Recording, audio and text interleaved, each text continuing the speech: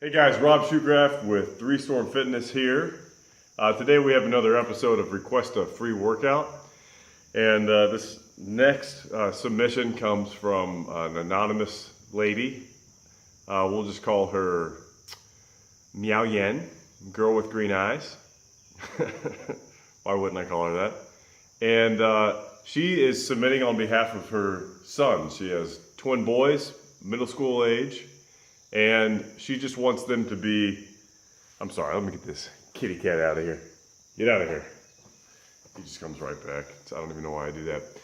But she wants them to just kind of be more fit, strong, develop a little bit of muscle, functional.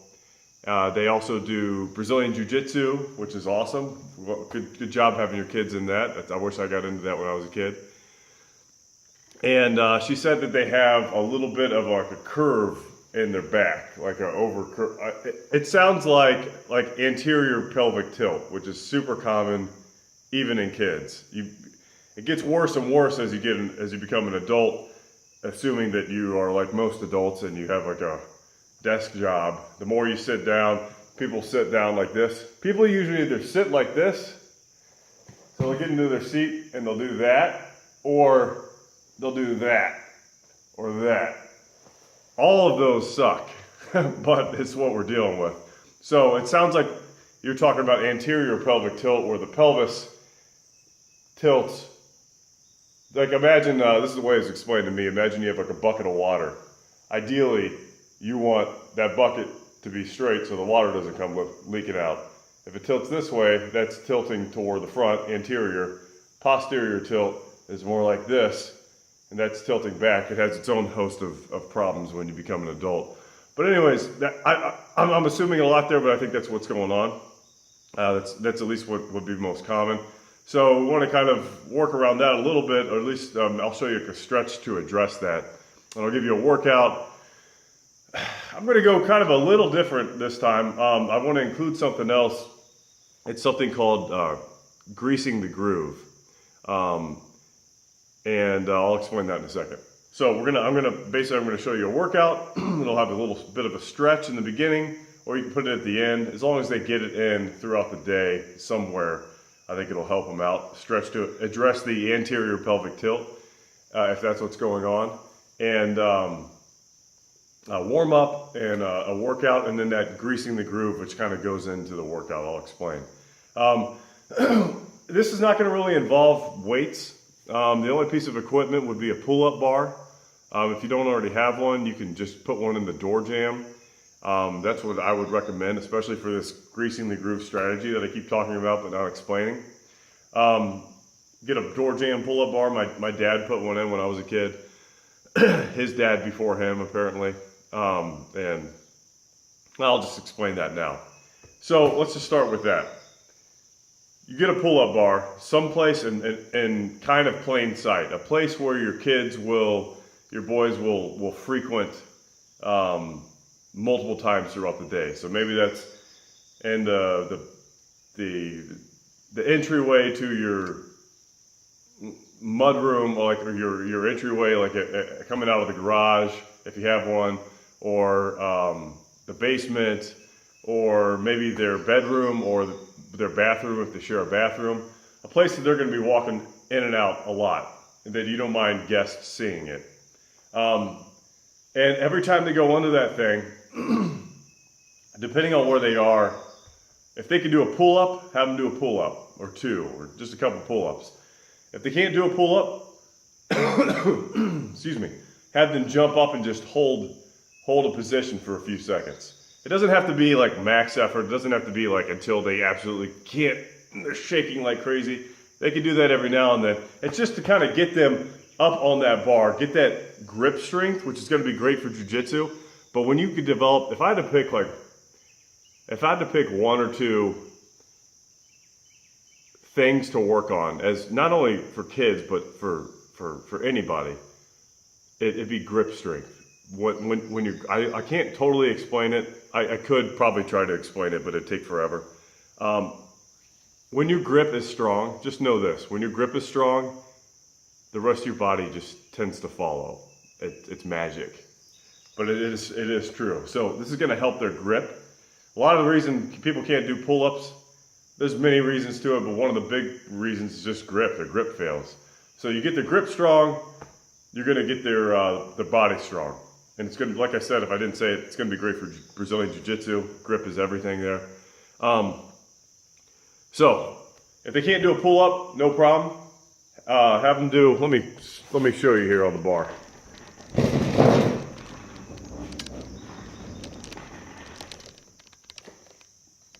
There we go. So pull up or, there we go, or chin up. Doesn't really matter too much. Whatever grip they feel like, they can switch it up where your palms are facing toward you. That's fine also. If they can't do that, just have them hop up and just hold up there for a minute. Chin over the bar. Again, either grip. If they don't feel comfortable with that, they can't do that, no problem, just have them hang. This is great. It works on your grip. If there's any sort of thoracic, if there's any sort of like upper back curvature, if they round their shoulders or even if they just need strength up there, it's a nice way to also straighten out the upper back and the shoulders, take some kind of decompress. Anyways, it's a win-win. So basically, what I would have them do is every time they go under that bar, this is every day, this is just part of their lives, greasing the groove. Every time they go under that bar, they either do a pull-up, depending on what they're able to do, a pull-up or two, hang from the bar, or just dead hang with your arms straight up rather. That's going to have tremendous benefit. So let's say they can't, let's say the most they can do is just hang from the bar. Totally fine. It's pretty normal. Have them hang from the bar until they can hang up for like 30 seconds, maybe even up to a minute. Once they're comfortable with that, have them jump up and then hang in either grip with chin over the bar. Once they can do that for like 30 seconds, they can start lowering themselves down. So jump up and then lower yourself down like 20 seconds. If they can do that for like 20 seconds, they can probably bust out a pull-up. Once you can start doing pull-ups, you just add on to them. They can become easier and easier, especially if the rest of your body, especially if you stay fit and you kind of keep the weight off. I don't know how much they weigh, but if they're active, they're probably pretty normal. Anyways, pretty typical. So pull-ups, they're doing that every day. I've talked about that too much. Long-winded. Okay, that stretch I was talking about to address the kind of the overarch. I'm exaggerating here, but a lot of people, especially adults who've been sitting down a lot, they kind of walk around like this. They have this overarch here, and it causes back problems, knee problems, hip problems, all sorts of stuff. You don't want that. Again, the alternative is this, and I don't think that's what you're talking about. That's kind of like a posterior tilt. Either way, for the anterior tilt, the one that I think you're describing, one of the most common, one of the best bang for your buck stretches, because the hip flexors and the everything through here, the quads, all the way up to like the iliopsoas muscles, get real tight. We want to stretch that out so you can get down, put your leg up. They can put their knee, put a pillow on the floor, put their foot up by a couch, and just, man, I have terrible camera today. Terrible camera skills, hang on. Let's do that. Pillow on the floor, knee on the floor, and you're just squeezing the glutes. So you're pushing the hip forward. They're probably going to feel a stretch down here if their quads are tight, and then all the way up through the hip flexors here. You can raise your hand, and they can just camp out here for a minute or two on each side, and just stretch that out. Again, you're squeezing your glutes, so you're not arching your back. You're pushing your hips forward. Stretch that out. That works wonders for most people. You can do that in the beginning of the day. They can do that before their workout, after the workout, before they go to bed, or all four. Just try to get it in every day. It's great for adults too if you want to do it. If you get the same thing, do it every day. You could also do that from a lunge position. You don't have to use a couch. I like the couch because it kind of forces you into that position. You can just hold a lunge and do the same thing. Your foot on the floor, no big deal. All right, so let's move on to the workout because we're like 10 minutes into this thing and I can't shut up. So far we got the stretch to address the arch, overarch back or over lordotic curve. I believe that's what it is. And then we got the greasing the groove, so they're doing some sort of a hang or pull-up variation every day, all day. And now we have the workout. Workout is going to be pretty darn simple. Straightforward anyway. It's not going to involve lifting weights or anything. I'm not against kids lifting weights, especially at their age. It's just most of the time it's not necessary. I mean, you normally only need to really lift weights if you are trained to be a weightlifter or you need an extra stimulus if just doing the bodyweight version isn't good enough. But for bodyweight versions are good enough for most people and definitely most children. So especially their age. So this is going to be all bodyweight, and we're focusing on building. We're focusing on two things.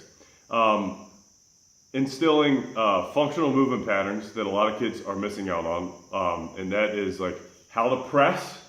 We're covering how to pull, how to do an upper body pull by doing those pull-up variations. They're doing that daily, and again for the grip strength. But then how to squat and how to hinge at the hips. And this is I don't know why this isn't taught. It really grinds my gears. I don't know why this isn't taught in phys ed. I was never taught how to sit down. Like, people just assume, kids know how to sit down. They do that for 8 hours a day or whatever. No, they don't. No one knows. I've seen hundreds of kids by teaching jujitsu and doing some training. I've seen hundreds of kids who do squats like this. And that's like a good squat. That's like the good ones. Or they go like this. It's like, what the hell are you doing? Who taught you to move? Okay, kids need to know how to squat. It's a life skill. It's one of the best skills you learn in your life. So it's just like sitting down in a chair. They're breaking at the hips first. They're sitting back, chest up, down to about parallel, whatever. I mean, if they're having trouble getting down like this, that's no problem. Just have them go like partial, halfway. They're keeping their heels on the floor. Heels on the floor. This is so common, especially when you have to try to keep their chest up. They come in, or their knees come in like that, and they just look like little raptors or something. I probably 95% of the kids I've seen squat without any sort of intervention do that. Some variation of that, if not all of them. So squatting, but it can be taught, they can pick it up in 5 minutes. Chest up, got the shoulders in a good position. They're pushing their hips back. They're pushing their knees out into their heels. Drive back up. So that's the squat. That's the squat they're going to be doing. Just a plain old bodyweight squat. You can do a lot with the bodyweight squat. Another thing, push-ups. Kids and adults. A lot of people don't think of push-ups as a core exercise, even though they think of planks as a core exercise, but for some reason push-ups aren't considered core exercise, even though they're just advanced planks. I mean, a push-up, you're working your chest, you're working your triceps, your shoulders, which is fantastic. You're also using stabilizer muscles in the upper back and the rear shoulders. However, your core is getting worked like crazy to keep in that position, which is why you see a lot of kids and adults with weak cores doing push-ups like this. Well, you see kids do push-ups like this. I don't know what that is. push up. They want to come down. Squeeze your glutes. So squeeze your glutes together, which is going to keep your hips in line. And you're going down. The body is coming up and down in one unit. One unit. So, you see, I'm not coming up like this. I'm not doing that.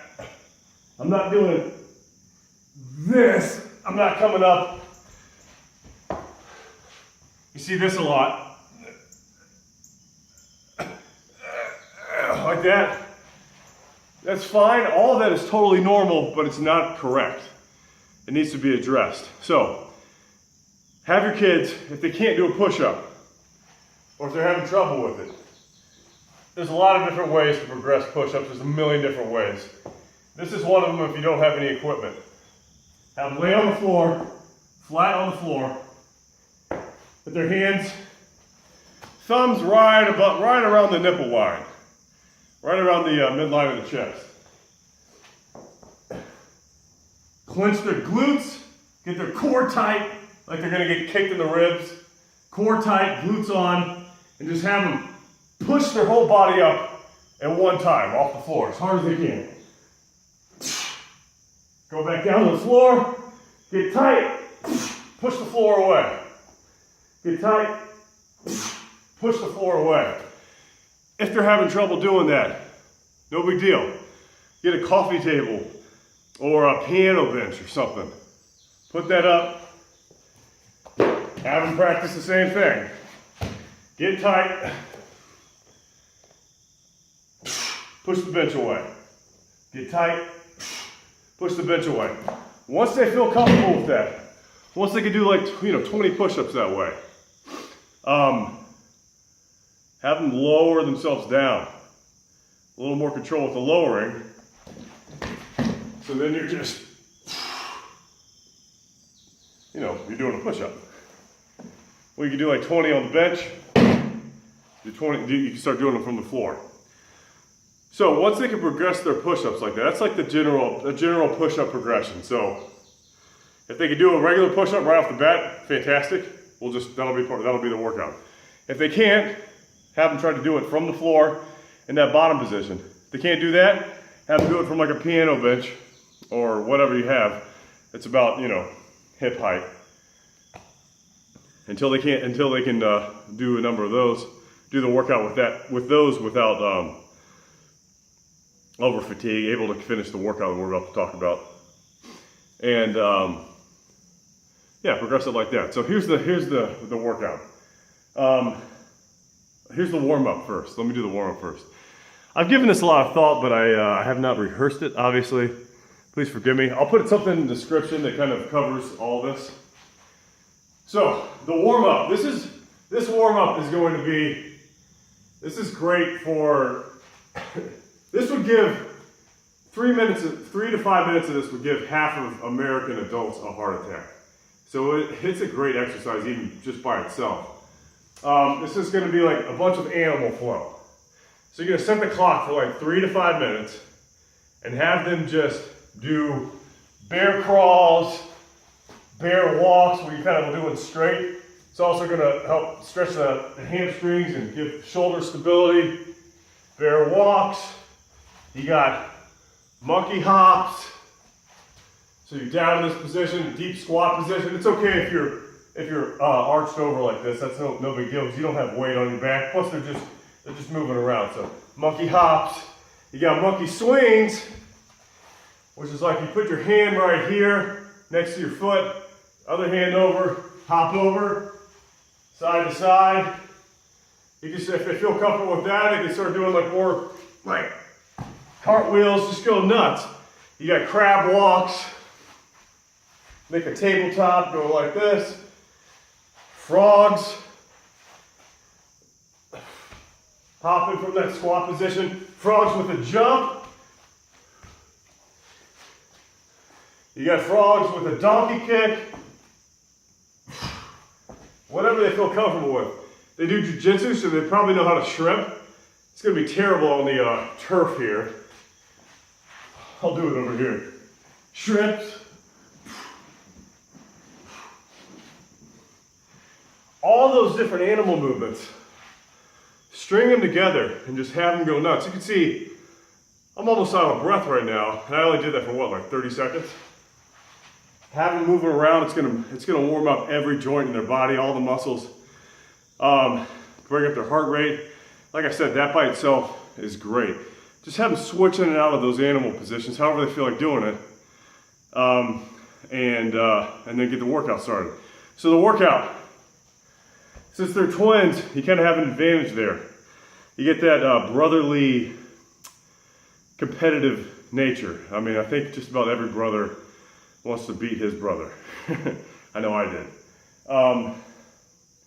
So kind of use that to your advantage. We can have like a race. Set this up like a race. The first one to finish has to make the other ones bad or whatever. Whatever the other one hates doing. We're going to do a pyramid structure.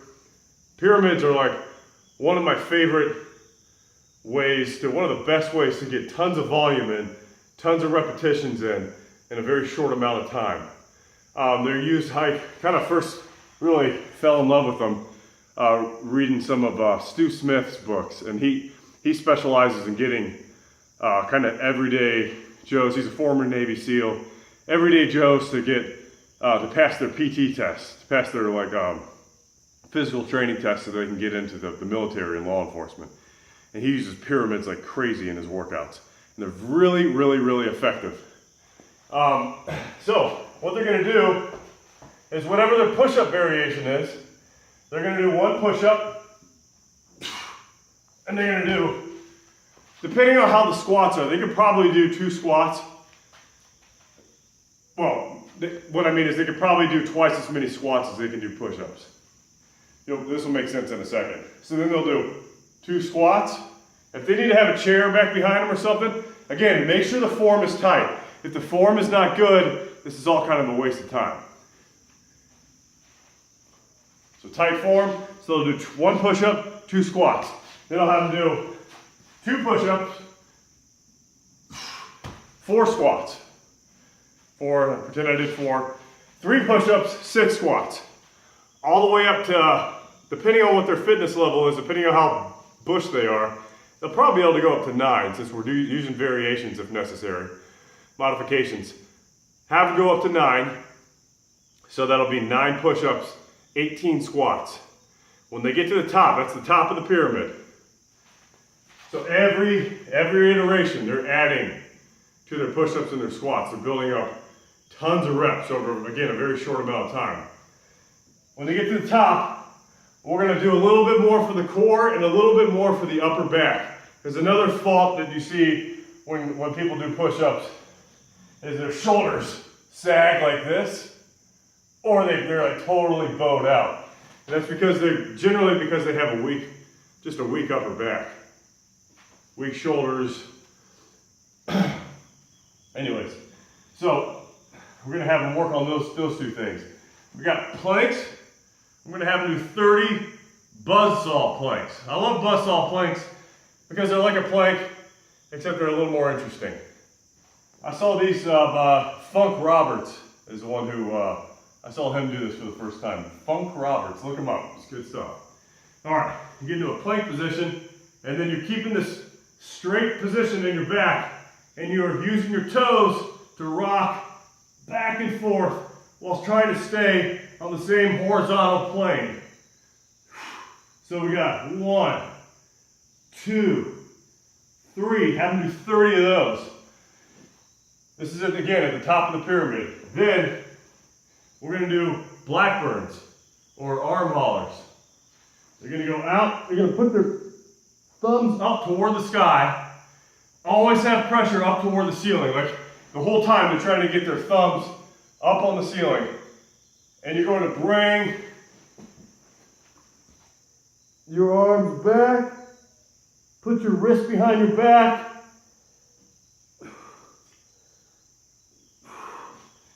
Keep going like that, so it's like this. Feet on the floor, forehead on the floor. That's going to really work. I know it doesn't look like much, but it's great for shoulder mobility. It's great to strengthen the upper back. Have them do 30 of those. So 30 buzzsaw planks, 30 of those. Then they can go back down the pyramid. So They're gonna start at 8 and they're gonna go down, so 8 push-ups, 16 squats, go all the way down till they do 1 and 2. That whole workout, once they get going, once they get pretty fit, they can knock that thing out in like 15 minutes. So it's gonna be short, it's gonna be interesting because they're racing each other. It's gonna be really, really effective because you're doing these huge compound movements. They could do this, I would start off like an every other day type thing. Honestly, a workout like this you could probably do every day, especially as a kid. I mean, if you look at the way our military trains, I mean, they do this boot camp stuff. They do this and, 10 times this every single day, and they get extremely fit. So as far as recovery goes, I would start them off every other day because they might be a little bit sore if they're not doing it frequently. It also depends on how much they're training at jiu-jitsu. But again, safely, 3 to 4 times a week, have them go through that workout. So just one more time. This video is going on 26 minutes. Cool. Thanks for staying with me. One more time. We got the stretch, we got the couch stretch variation to address the tight hip flexors. We got the every day, all day, the greasing the groove strategy, which by the way, that term was coined by Pavel Tetzelin. I gotta give him credit. Greasing the groove strategy. We're either doing a pull-up, we're doing a hang, a flexed arm hang, again, either grip, or a slow eccentric, or just a dead hang in either grip. Probably pronated, palms out. And just build up on that every day. That's gonna help their grip, it's gonna help their pulling muscles, all sorts of great benefits from doing that. And then the workout, the warm-up, got that animal flow. Animal flow by itself is just a killer workout, but that'll be a great warm-up, 3 to 5 minutes. Then we get the push-ups to help with core, dynamic core strength, to help with just overall upper body pressing power. And then we have the squat. I don't know if I mentioned it or not, but when you have that anterior pelvic tilt, your glutes and hamstrings tend to be kind of on the weaker side. So we want to build those up. Squats are one of the best way to do that, especially when you have a nice upright chest. You're putting most of the emphasis back here. I mean, you work your quads too, obviously, but we're working these muscles back through here. And then the Blackburns for the upper back and the dynamic planks for the buzzsaw planks for the core. All right, that I think should be a pretty killer workout. You could use that for all eternity. You have all sorts of different progressions to work with. Yeah, if you have any questions, let me know. Just drop it in the comment or email me or hit me up, 3stormfitness.com. My name is Rob Shoecraft. Please subscribe to my videos if you haven't already. Have a great day.